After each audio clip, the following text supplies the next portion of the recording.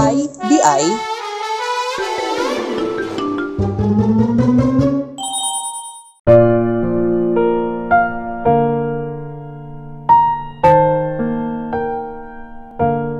Mga kasugbo, nakaduol na sad ang Holy Week. Busa ani ata karon sa Barangay Busay para bisitahon ang ilang tulo ka koros. Unsa may naka-espesyal niini? Kuyugi ko og atong sa taon karon. Tara.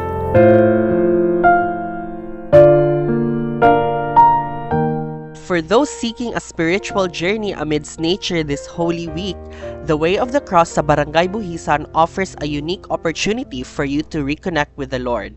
Kini nga mga pilgrimage site adunay usa ka agianan nga adunay 14 ka maistasyon nga gihulagway sa gugma ni Kristo set against the backdrop of Cebu's lush forest. Ang pag-hike magsugod sa tiilan sa bungtod diin sugaton ka sa malunhaw nga mga kakahuyan ug mga tanom. Kung gusto nimo magiyahan, mahimo ka usab moadto una sa Buhisan Barangay Office.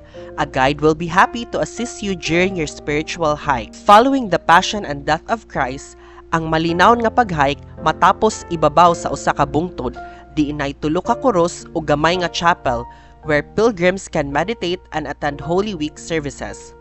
According to Barangay Captain Grimar Barrete, padayon ang pagpauswag sa barangay ug i-develop ang maong lugar aron maka-akomodar og mas daghan nga mga deboto pareho sa Tabor Hill sa Barangay Talamban ug Calvary Mountain sa Barangay Sirao. Ang Barangay Buhisan is a perfect way to rekindle your relationship with the Lord. It is a physical and spiritual journey that mirrors the path of sacrifice and redemption. So there you have it mga kasugbo, mao kini ang tulo ka koros dinhi sa Barangay Buhisan. Kuyugi ko kanunay sa pagdiskubre sa Sugbo aron kita makaingon, IDI, nading ani sa Sugbo. This is Mark. Until next time.